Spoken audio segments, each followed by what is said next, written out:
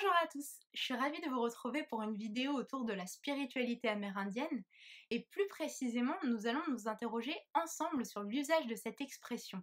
Puisqu'aujourd'hui cela nous paraît complètement banal de parler de spiritualité amérindienne, les Premières Nations elles parlent davantage de spiritualité autochtone, mais dans les deux cas c'est toujours ce même mot spiritualité qui revient pour désigner les traditions des peuples premiers d'Amérique du Nord. Et pourtant, ce rapprochement, cette association est en fait très récent. Et dans cette vidéo, notre objectif va être de s'interroger sur l'émergence de l'usage de l'expression spiritualité amérindienne et de nous demander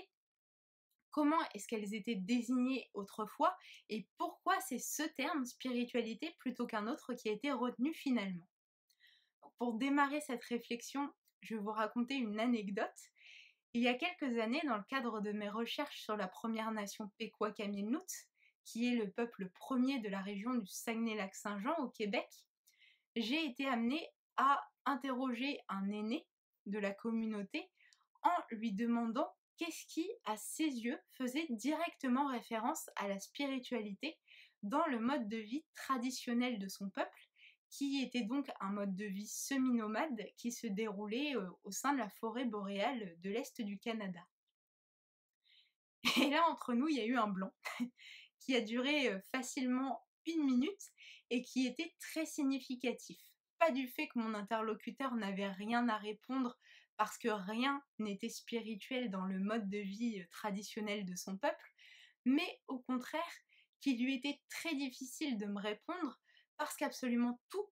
faisait référence à la spiritualité, ou plus exactement, absolument tout les incitait à se mettre en relation avec les esprits, à adopter une éthique particulière, un savoir-être particulier. Et donc, plus encore, on peut dire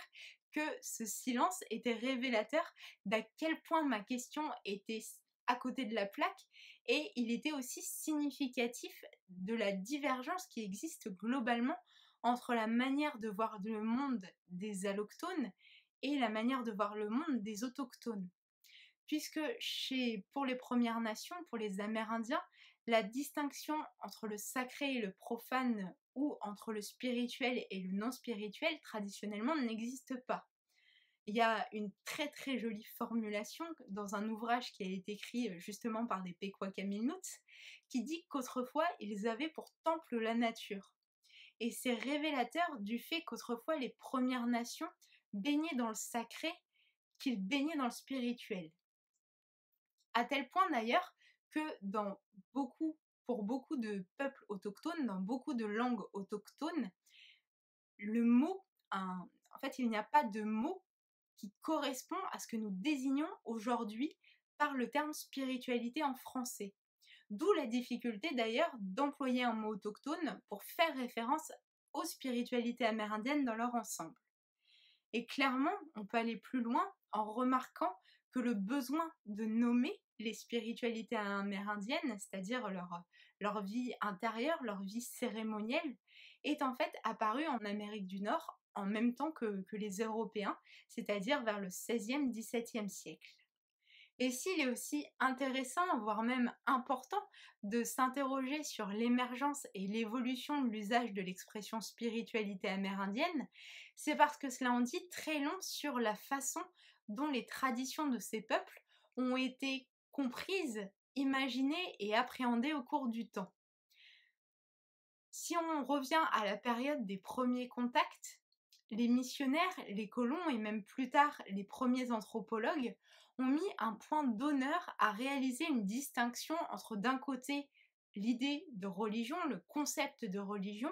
et de l'autre les traditions des peuples premiers d'Amérique du Nord, mais pas seulement.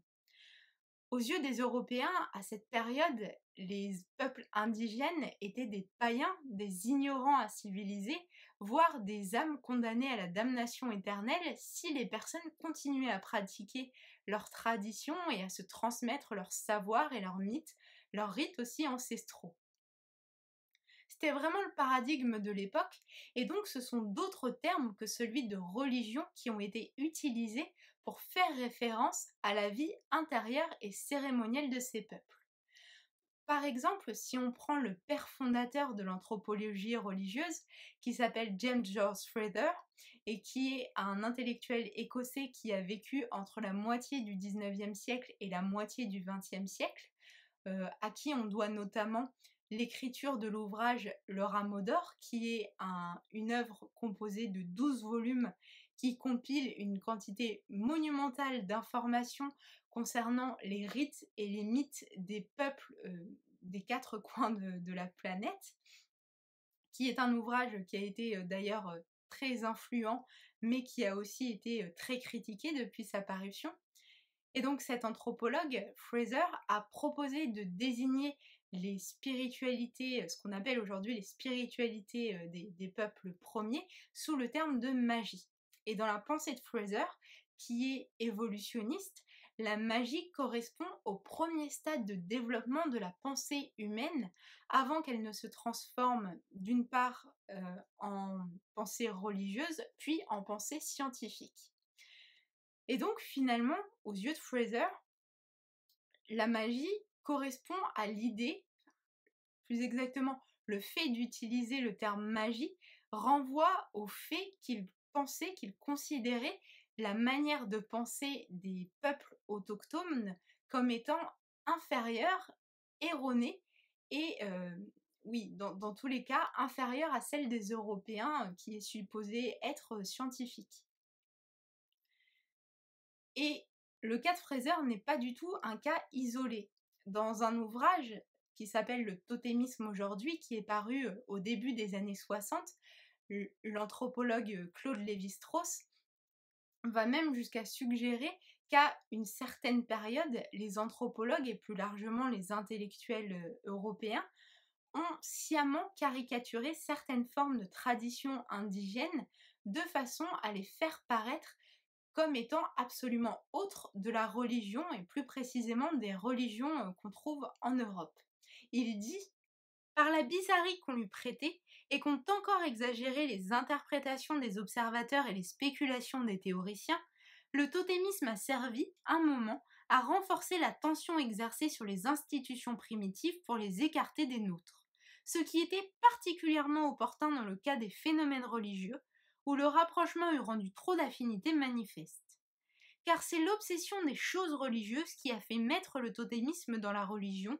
tout en l'éloignant le plus possible, en le caricaturant aux besoins des religions dites civilisées, de peur que celles-ci ne risquent de se dissoudre à son contact.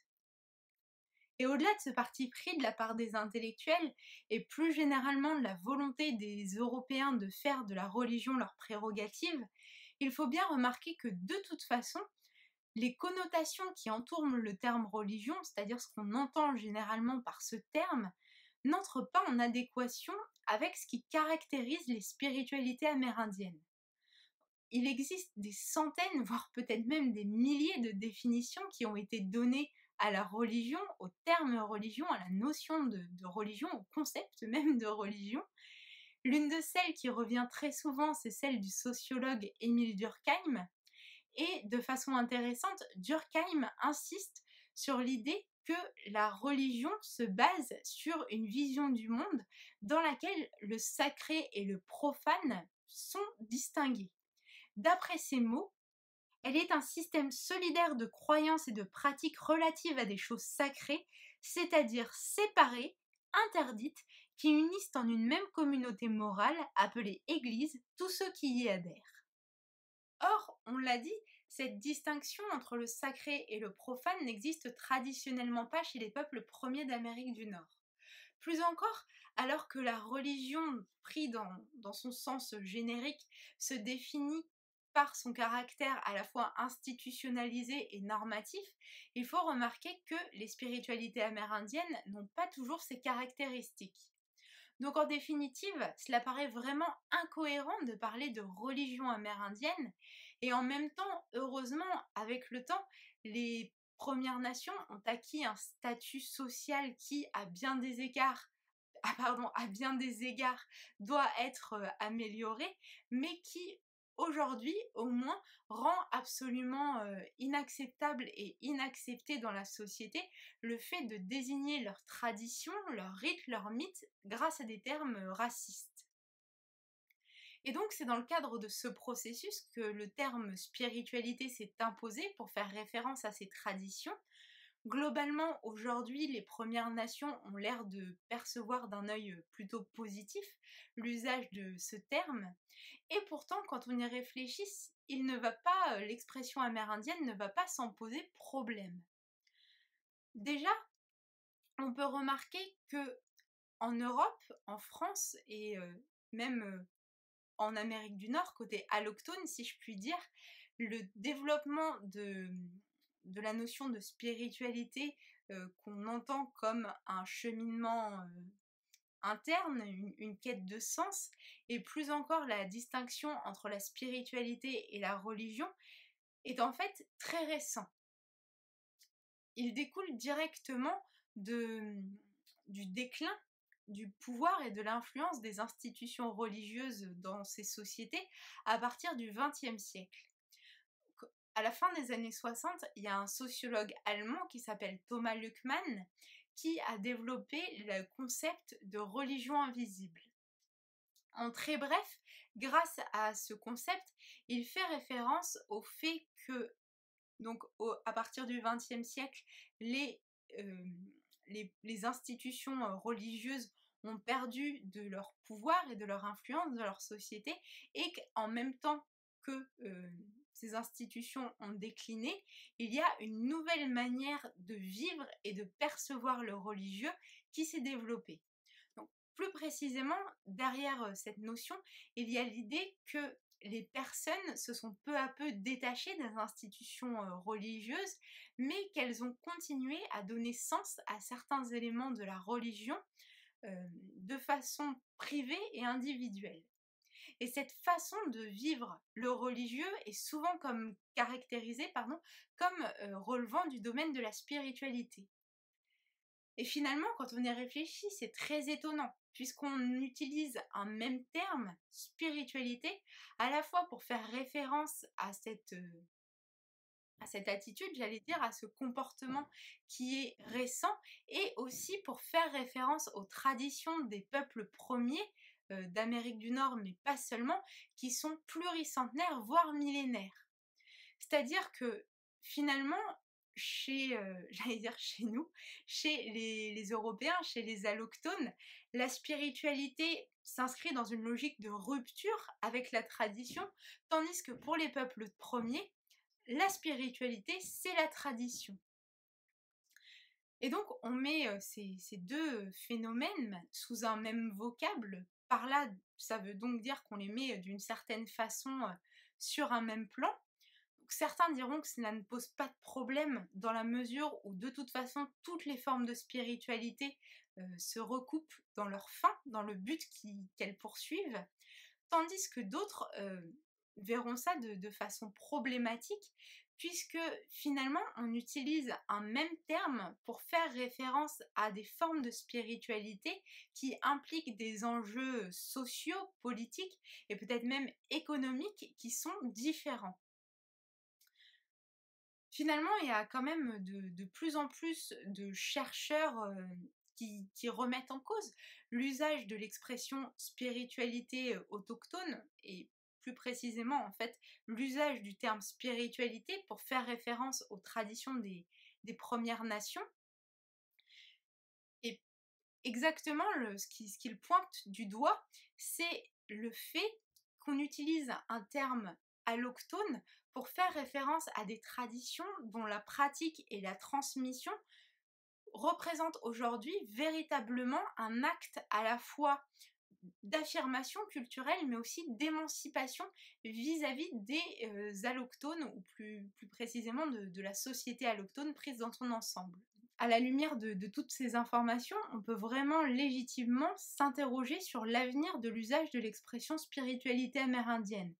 Et seul l'avenir nous dira si dans 5, 10 ou 20 ans, elle sera toujours jugée pertinente. j'espère que cette vidéo vous a plu, qu'elle vous a intéressé. N'hésitez pas à partager vos réactions, vos réflexions, vos ressentis sur le sujet en commentaire. Toute notre équipe se fera un plaisir de vous lire et de vous répondre. Merci à tous pour votre attention et à très bientôt pour une nouvelle vidéo.